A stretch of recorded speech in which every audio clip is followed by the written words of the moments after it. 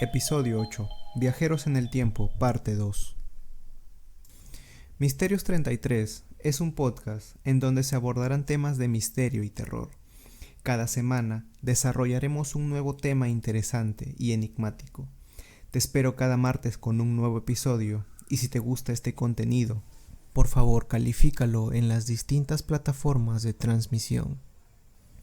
El día de hoy continuaremos con la parte 2 de Viajeros en el tiempo. Un episodio muy interesante y les relataré los casos más conocidos y controversiales que han ocurrido a través de los años. Así que comencemos con esta segunda parte. Charlotte Moberly fue una académica inglesa y directora del St. Hugh College en Oxford hasta 1915. Fue ahí cuando se jubiló y fue reemplazada en el cargo por Eleanor Jourdain, otra compañera académica con la que en 1901 vivió un supuesto viaje al pasado. Digo supuesto porque esta historia se encuentra en el libro An Adventure, escrito justamente por Moberly y Jourdain, y no se tiene la certeza si fue parte de su imaginario o si verdaderamente vivieron dicha experiencia. Según cuentan, ellas decidieron visitar el Palacio de Versalles como parte de un recorrido por París. Sin embargo, tras perder el camino principal, empezaron a sentir una sensación extraña, como si estuvieran en un lugar diferente. Ellas sabían que estaban en el lugar correcto, pero las edificaciones se veían más vivas. Las personas que encontraban estaban vestidos de una manera anticuada, y según cuentan, todo parecía antinatural. Los árboles parecían volverse planos y sin vida, y tampoco había efectos de luz y sombra. No había viento que agitara los árboles. Al llegar al Petit Trianon, un pequeño castillo en el Palacio de Versalles, Moberly y Jourdain siguieron por un camino que las condujo a un pequeño puente rústico y a un jardín frente a una edificación cuadrada con múltiples ventanas. En ese momento se percataron de una señora sentada en las cercanías, sosteniendo un papel como si lo mirara con el brazo extendido. Más tarde, las mujeres asumieron en un testimonio que aquella dama estaba dibujando.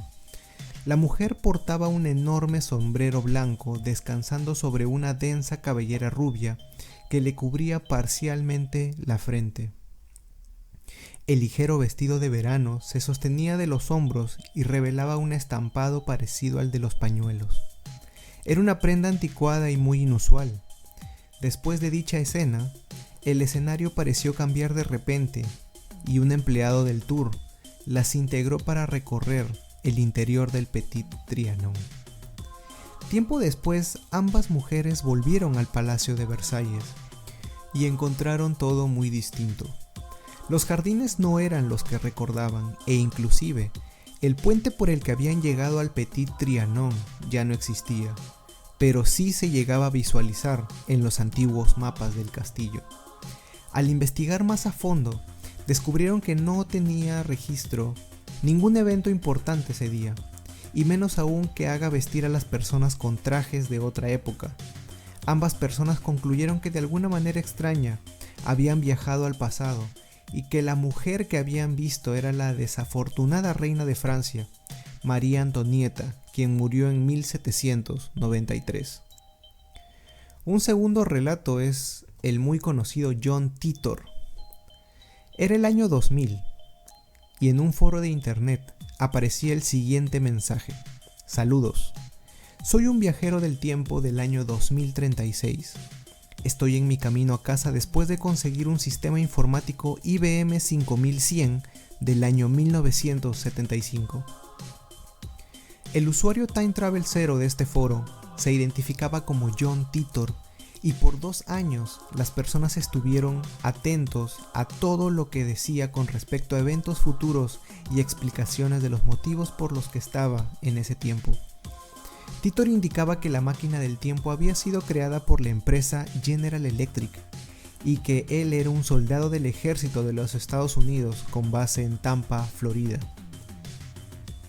La misión de Titor era conseguir una computadora IBM 5100 del año 1975, la cual ya tenía en su poder. Sin embargo, la máquina del tiempo necesitaba unas modificaciones y por ello estaba estancado en el año 2000. En sus publicaciones Titor indicaba haber nacido en 1998, pero que no tuvo una buena infancia porque estalló una guerra civil en Estados Unidos que terminó en 2015, pero que en ese momento se inició una tercera guerra mundial entre Rusia, Estados Unidos, China y Europa.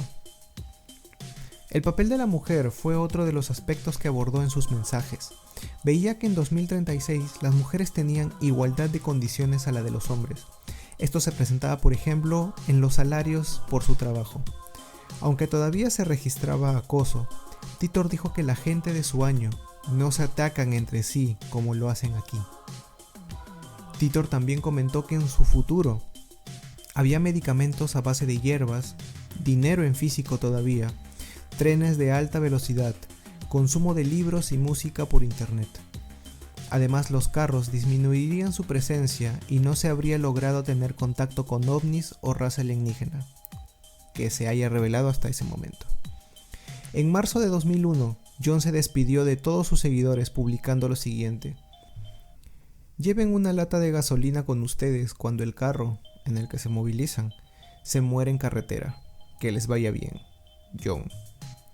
La mayoría de las predicciones de Titor no se hicieron realidad, aunque él mismo advirtió que su mera existencia en ese tiempo puede haber alterado la línea temporal. Cierto o no, John Titor representó una de las historias más conocidas y difundidas de la cultura popular a principios de los años 2000. Ahora pasemos al tercer relato de este capítulo. Vamos a transportarnos a Times Square, Nueva York, exactamente a mediados de junio de 1951. Son las 11:15 de la mañana y la gente mira sorprendida como un hombre de alrededor de 30 años de edad, con ropa aparentemente anticuada y de otra época, más o menos de finales del siglo XIX. Parecía completamente desorientado, mirando a su alrededor y sin poder reconocer absolutamente nada. El hombre estaba parado en medio de una intersección, por lo que en tan solo cuestión de segundos fue golpeado por un taxi y murió antes de que lo pudieran auxiliar los transeúntes que pasaban por ahí. Al realizar la investigación en la morgue, se encontró en los bolsillos del hombre una ficha de cobre para una cerveza en un bar que no existía en la zona, una factura por el cuidado de un caballo y el lavado de un carruaje de un establo que no figuraba en ninguna libreta de direcciones, alrededor de $70 en billetes antiguos, tarjetas con el nombre de Rudolph Fentz y una dirección en la Quinta Avenida. También se encontró una carta de Filadelfia y una medalla por haber participado en un concurso local. Lo extraño es que estos objetos no tenían ningún signo de envejecimiento. La investigación para saber quién era esa persona estuvo a cargo del capitán Hubert Ream y empezó por ir a la dirección que figuraba en las tarjetas encontradas. Ahí funcionaba un negocio, pero el dueño no conocía a ningún Rudolph Fentz. En la libreta de direcciones, lo que antiguamente se conocía como páginas blancas, no figuraba esta persona tampoco. Sus huellas dactilares tampoco estaban registradas.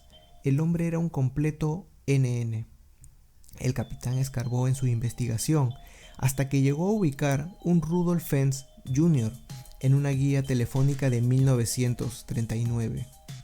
El capitán Ream habló con los residentes del edificio donde vivía Fentz Jr. y le indicaron que era un hombre de más o menos 60 años que había trabajado cerca, pero que ya se había jubilado en 1940 y se había mudado a otro lugar. Investigando aún más, encontró que Fentz Jr. había muerto hace 5 años, o sea en 1946, pero su viuda aún estaba viva y residía en Florida. Cuando habló con la viuda, se supo que el padre de Fentz Jr. había desaparecido en 1876, a los 29 años. Había salido de su casa a dar un paseo nocturno y nunca regresó, ya que nunca se encontró algún rastro suyo. El capitán Ream verificó los archivos de personas desaparecidas y efectivamente encontró el nombre de Rudolph Fentz en 1876. La descripción de la persona, tanto en edad, apariencia y vestimenta, correspondían precisamente al hombre que habían encontrado muerto en Times Square. Aparentemente el misterio estaba resuelto. Como conclusión, de alguna manera el hombre había atravesado un portal temporal que lo llevó desde 1876 hasta 1951, con el destino final que ya conocemos. Esta historia pudo haber sido genial como un relato verdadero para explicar los viajes temporales, e inclusive fue vendido de esa manera en distintos foros de internet y medios en general. Sin embargo, una investigación por parte de Chris Aubeck ubicó que el relato de Rudolf Fentz en realidad es un cuento de ciencia ficción titulado I'm Scared, o Estoy asustado en español, y publicado en la revista Colliers, cuyo autor es Jack Finney, el cual es un reconocido autor del género de ciencia ficción. Y para concluir con el episodio de hoy, les voy a mostrar fotografías que están relacionadas con los viajes en el tiempo y que mucho se ha teorizado al respecto. En la inauguración del puente South Forks en Canadá en 1941, se tomaron muchas fotografías, ya que este era un importante evento en la ciudad. Sin embargo, hubo una que resaltó bastante, y es que en ella se veía una persona con gafas de sol, peinado y ropa que aparentemente no era de esa época. Y es que si revisamos la foto, las personas alrededor vestían sastres y sombreros, algo que era muy común en dicha época. Inclusive esta persona parecía sostener una cámara fotográfica. Cuando esta foto salió a la luz, se tituló como el hipster del tiempo. Otra fotografía, tomada en el Mundial de Fútbol de 1962, se ve al jugador Garrincha, brasileño y campeón de dicho certamen, en donde está levantando la Copa del Mundo y tiene muchos fotógrafos alrededor. Entre ellos se destaca uno que en vez de cargar una cámara gigantesca de la época, tiene lo que parece ser un teléfono móvil. Miren la foto colgada en las redes sociales o en el video de YouTube y díganme qué opinan ustedes. La tercera evidencia que les voy a mostrar el día de hoy pertenece a un material adicional del DVD de la película El Circo de Charles Chaplin. Aquí se muestra la premiere en el Grauman's Chinese Theater en 1928. En un fragmento del clip que deben estar viendo en el video de YouTube, se muestra a una mujer caminando y hablando con algo en su oído, muy parecido a cuando una persona habla por celular en la calle. Fue tanto el revuelo que causó este video, que se indicó como una prueba fidedigna de una viajera en el tiempo. Acompáñenme la siguiente semana en un nuevo episodio con otro tema sumamente interesante y lleno de enigmas que descubriremos juntos. Gracias por escuchar Misterios 33 Podcast. Hasta la próxima.